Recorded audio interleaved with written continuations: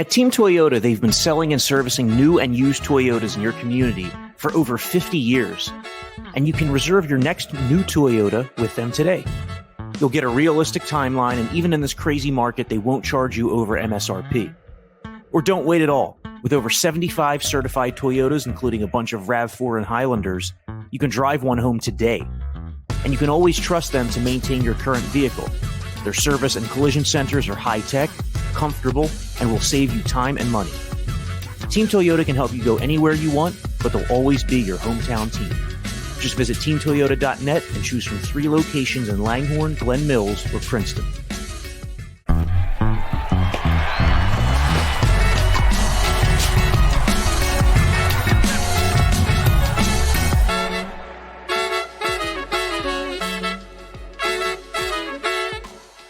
It's the morning of Game 3 of the Phillies Braves NLDS, and you are listening or watching the Phillies Talk podcast. I'm Corey Seidman, and he's Jim Salisbury. And Jim, this series is now tied 1 apiece after the Phillies were held to just 3 hits in Game 2 in the loss. Now they return to Philadelphia, where they haven't been in several weeks, and where there hasn't been a playoff game in 11 years. And we're going to get to the main storylines one by one, the lack of offense and the starting pitching situations for both teams. But first off, it'll be interesting to see how the Phillies respond to a playoff loss after winning their first 3. Yeah, I guess a playoff loss is different than a regular season loss because certainly there's much more at stake. But you have to approach it that they've overcome losses before and gone on winning streaks before. So I don't think you can treat it any differently. They haven't played a home game in quite some time, and I expect the home crowd to give them a lift, but I think the crowd can only do so much. You have to start yourself, and we've seen this offense really struggle. So I think the offense needs to come out and get going early, and then when the crowd gets behind you, I do think it can have an uplifting effect. But I think the offense or the team has to make the first move there in terms of performance, and then the crowd joins in and can almost like be an accelerant. So it's been a long time since they've been home. They spent, they were supposed to spend 17 days on the road. They ended up spending an 18th day in a hotel room because with that 3-hour delay in Atlanta on Wednesday night, they decided they weren't going to fly late at night and get home in the wee hours of the morning. They ended up staying over an extra night. So just a yeoman's effort by the people that moved this team around the country, Jameson Hall and Mike Roach. They rebooked the hotel, had enough rooms, and as this game was being played, they sent all the luggage back to the hotel, got it all checked in, had keys waiting for these guys when they walked back in the lobby after Wednesday night's game, and it went pretty seamless. Everybody went up and got a good night's rest, and they didn't even get back into town until after noon on Thursday. So they prioritized rest, which I think was a really good move. It's tough on the body getting in at 3 a.m. all the time. So they'll be ready to go. Aaron Nola will be ready to go. We're still waiting on, as we sit here, pregame Friday morning, still waiting on a Braves starter, but we'll have that soon enough. And yeah, lots to talk about. Well, so Aaron Nola carries into this start a consecutive innings streak, scoreless inning streak of 14 1/3 innings. Zach Wheeler also had a lengthy one that was snapped in the 6th inning of Game 2, which we'll talk about in a little bit here. But Aaron Nola going into Game 3, the Braves haven't named a starter as we sit down here to record this in the morning. The options would be Charlie Morton, who the Phillies have hit pretty hard at times this season. Spencer Strider, who has been incredible and could win Rookie of the Year, but hasn't made a start in about a month now because of an oblique injury. And then, Jim, the other possibility, I guess, would be potentially the Braves could use a left-handed reliever maybe in the first inning to combat Schwarber/Harper, then go to Strider. I mean, what do you think of those options? And obviously, Strider would present the most problems to the Phillies. Yeah, I think an important outing. Yeah, I think they're all good options. Even Charlie Morton. I mean, they got to him in the last time they faced him, but he had a really good one against the Phillies in June or July. And he's an experienced guy. And when he's on his game, like any pitcher, he can take down any lineup, especially the way this Phillies lineup is swinging. We've seen Bryce Harper come alive a little bit here, putting more balls on the barrel. Castellanos obviously had a big game in Game 1. But, other than that, this lineup has not been, crackling with electricity. So they need to get it going. So I don't know which way they're going to go. That opener thing would make sense. Spencer Strider as an opener would make sense because he hasn't pitched since the 18th of September. I would imagine they're going to have a short leash on him in terms of pitch count or workload because you need to protect him. So what would he be? 2 innings, 40 pitches, 3 innings, 50 pitches. I don't know. So that could act like an opener. Morton could go. So we'll see, and we'll find out in the short term. Spencer Strider, he is special, man. And he's been special, super special against the Phillies. He's made 4 appearances, 3 starts. He's 4-0 with like a 1.5 ERA. He's just been amazing against the Phillies, racking up big strikeouts. He has, there are a lot of guys in this game, especially in this era, where guys train for velocity and train to build the velocity. A lot of these new methods of building power fastballs. But even in this era of an abundance of great fastballs and the emphasis on the fastball, he's got sort of like a next level one. It's really special, and velocity is obviously the big reason, but it's the finish, it's the late life, kind of those are some of the terms they used to call it, late life, exploding, finish. You kind of see it take off as it gets to the plate. Nowadays, they've, put scientific terms on it and reasons for it, spin rate. But it has that extra carry through the zone. It keeps its plane through the zone. That's why it appears to be rising, even though there's really no such thing as a rising fastball unless you get under it and throw it upward. But, he's got that true four-seam fastball with that late exploding life through the zone. It appears like it kind of gets some giddy up as it approaches the strike zone. It's by the hitter. So it's really a special fastball, and it's eating up the Phillies and giving them a lot of problems. And I'm sure they're hoping they're not going to see too much of that guy. But when the Phillies are going good, they can hit anybody. It's really important that top of the lineup get going. We've written about and talked about the struggles of Schwarber and Hoskins. And without those 2 guys, they're not here. Without that month of June, they're not here. They're a dead team heading into June. Rob Thomson came aboard or took over as skipper, and Schwarber and Hoskins went nuts and led the rebirth of this team in the month of June. They need to see more from them in October. So those 2 combined, Schwarber and Hoskins, 1 for 34 in the postseason with no walks. That's the even crazier part, because these are 2 disciplined hitters. They haven't been able to get a single free pass here so far in the playoffs. So 36 combined plate appearances because of the 2 Schwarber sac flies. They've made an out in 35 of those 36 plate appearances. People ask all the time about the top of the lineup. The thing is, though, like, there isn't an obvious switch. Like Gene Segura, for example, who maybe 20 years ago would have profiled more as a leadoff hitter. He hasn't really had a ton of success in that spot this season. You think, okay, Bryce Harper, he gets on base a ton, but you don't want to take Bryce Harper out of RBI opportunities. Same thing with JT Realmuto. I guess Alec Boehm could be a possibility, but he's also a guy who would have, an unconventional approach at the top of the order, given how aggressive he is. So there's no obvious fix for Rob Thomson. And I know that the theme so far is that he's going to go with the guys that got him here. There really isn't another choice that jumps out to you. Yeah, and it's a moot point. He's not changing it. I started talking to him about this back in Chicago, and he's not changing it. Schwarber likes hitting leadoff.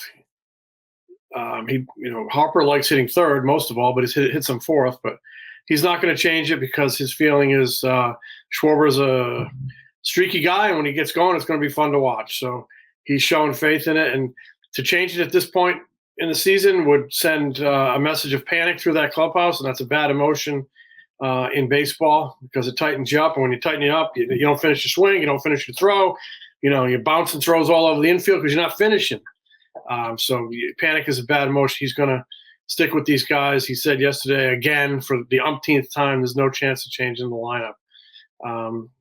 He did get his 2-year contract extension. He is the manager of this team going forward.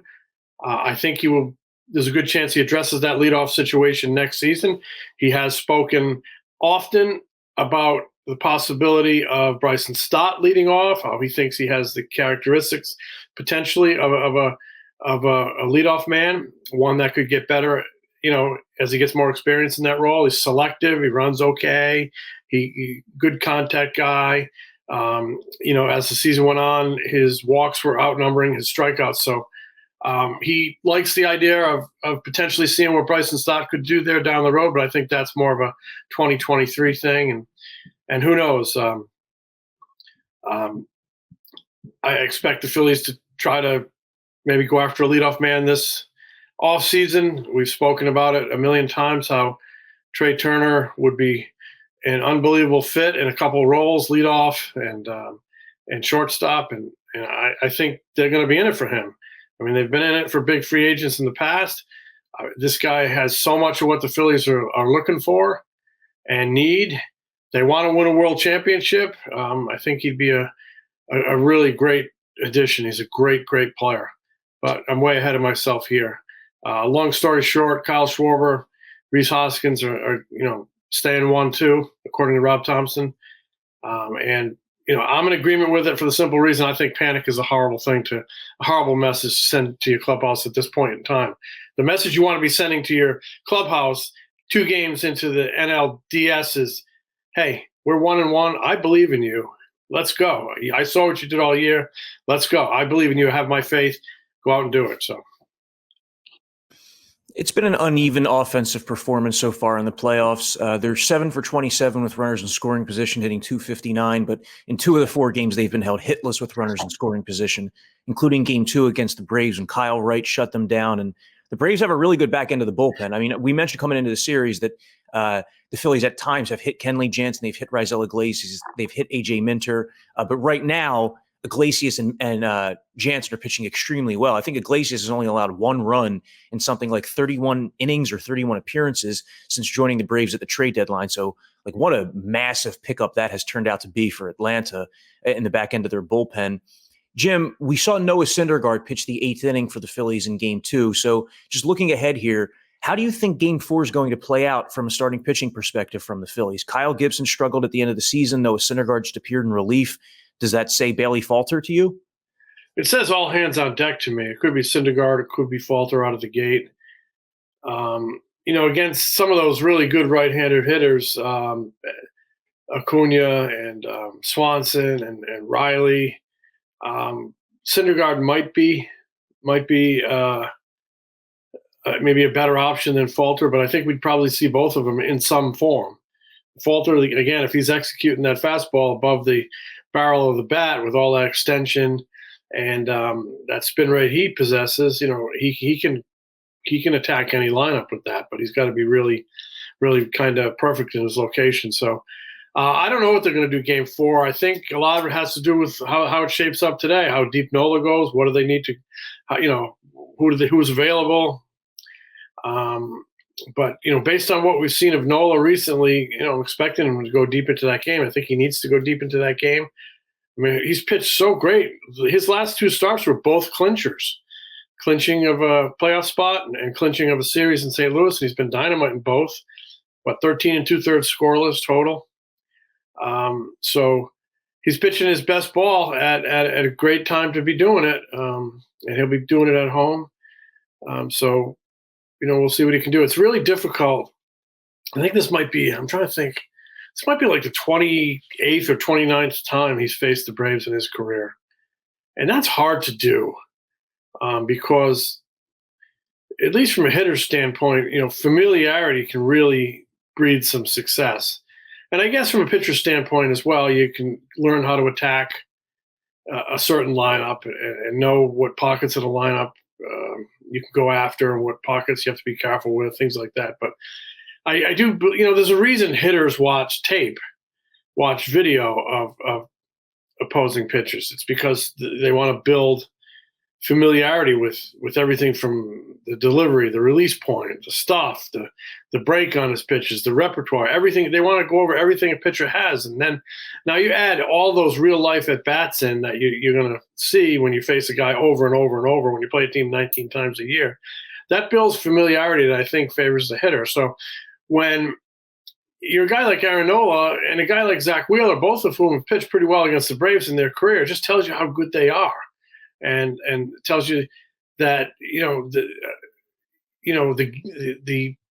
game planning that they do, how you vary game plans. But I'm a believer that you can bring the same game plan into every game. If you execute it, the pitcher's always going to have the advantage.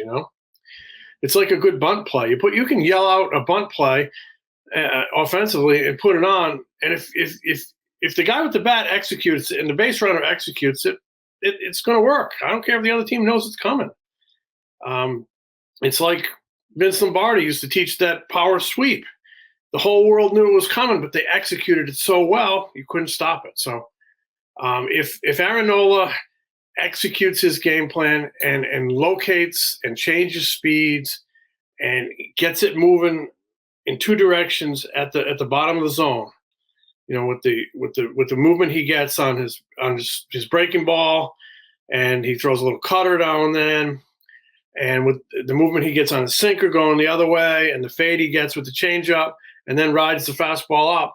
If he changes speeds, varies his looks and puts it in good spots against the lineup he's familiar with, he'll do okay. He'll do well. If he doesn't, it misses his spots against the lineup that's familiar with him, he'll get hurt. So that's all fascinating. That's all out in front of us today, and it'll be fun to watch. Yeah, it's interesting. Nola, his head-to-head matchups with a lot of these Braves hitters, they've either been really bad or really good. Ronald Acuna Jr.'s hit him very hard. Austin Riley's hit him even harder. But then you have guys like Dansby Swanson, Travis d'Arnaud, who have done nothing in lengthy sample sizes. So it goes both ways, that familiarity. I'm thinking like late in the season, Acuna hit.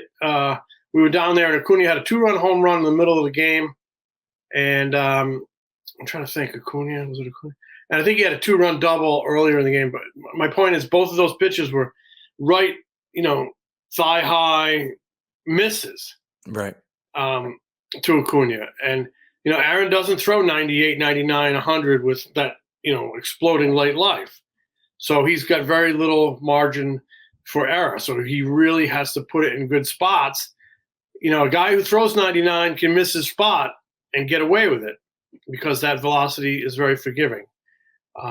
He doesn't have that type of velocity. He's 100% pitcher. He's all pitcher all the time. And if he misses his spot, he'll get hurt. And I can see it in my mind's eye, him missing a couple spots this year against Acuna, and Acuna just, just coming out of his shoes and crushing it. So, yeah, if he's had success against various hitters, those dangerous hitters, it's because, he's beating them not with velocity, but with putting his stuff in good spots. Jim, this is incredible but true that over the last 3 playoffs from 2020 to 2022, the Braves have shut a team out 9 times. No other team has done it more than twice. Okay. So I know that they've played a lot of playoff games. I know they have a good pitching staff, but so do the Dodgers, so do the Astros, so do other teams that have made it to October. It's kind of startling to see that they have 9 team shutouts combined over those 3 playoff runs compared to 2 for the rest of baseball. 2 for the next highest team. I think some of that is owed to the experience all these guys have. I mean, the ample playoff experience that the rotation has built, that the back end of the bullpen has built, even that the manager has built, making key decisions late in games. And I just kind of then would turn that to the Phillies. These guys are getting really valuable playoff experience from the young guys like a Stott in his first year, to a Bohm who's been here a few years, to even someone like Bryce Harper, who hadn't been a part of a playoff series win until this point. So this is pretty crucial, what the Phillies have gone through over these last couple of weeks, the end of the regular season really leading into the beginning of this run. Yeah. This experience they're building is, you hope it's going to be valuable down the road as they continue to evolve and get better as a team. Just like, the 07 team gained a lot of valuable experience and it showed over those subsequent years. But I mean, getting back to the Braves, they have experience and they have talent. They have tons of talent. I mean, they've drafted so well. They've made meaningful and impactful trades. I mean, you look at Max Fried. I know he wasn't himself in game 1, but he's still a pretty great pitcher. And I wouldn't leave the pitching coach out of there. You mentioned those shutouts they've had in recent years. I mean, Rick Kranitz was here in Philadelphia. The previous regime ran him off, and he sort of had the last laugh. He's pretty good at his work. Jim, so this is Friday will be the first home playoff game the Phillies have had in 11 years. The city's been waiting for it. You and I have both sat through a lot of mediocre baseball over that span. What do you think it's going to be like at Citizens Bank Park this afternoon, this weekend? And I assume that you're very much looking forward to it, given the fact that it hasn't really felt like this in about, 15 or so years here. I think it's going to be a tremendous environment. I've been around a long time when the Vet was empty. And then they came into Citizens Bank Park and had that big boost in attendance the first year. Then it started to go down, and people, they want to watch good, exciting, winning baseball. With this team, they had a tough September, but they've turned it on here lately and had some very good wins and earned their way into the second round of the playoffs. And I think the place will be hopping and bouncing, and I know the players are looking forward to it because they talk about it all the time. Schwarber just offered this out of nowhere that, he was really looking forward to going into St. Louis and trying to win that series because he really wanted to get a home game because he wanted to see Citizens Bank Park when it was fully charged and lit up and loaded with fans, packed to the gills. And this is a guy who's played in a lot of winning environments. He won a World Series with the Cubs. You talk about a special environment, Wrigley Field, but he said he used to see on video and on TV how crazy Citizens Bank Park was when the Phillies were winning with the towels going. And a lot of guys were talking about that. And they all want to see it and they all want to experience it. It gives you a jolt of adrenaline, and the hope is that jolt of adrenaline will give them a lift. So it should be fun to see Citizens Bank Park hopping again. It hopped a couple times this year. But the sellout streak is long gone. I think, what was the sellout streak? 247 or something like that. But it'll be fun to see the place rocking, and hopefully the Phillies can give the fans a good show. But that's a tough Atlanta team. I don't think Atlanta is going to be affected by the environment. A very focused team. They're going to go out there and focus on having good at bats and not beating themselves. And, whoever they start, Strider or an opener or Morton, it'll be a test for the Phillies. Well, whichever way the momentum swings tonight after Game 3, it's going to be a short turnaround because Game 4 is 2 p.m. on Saturday. So next 24 hours, very, very important for these Philadelphia Phillies. Thanks for listening to the Phillies Talk podcast. He's Jim. I'm Corey. Catch you later.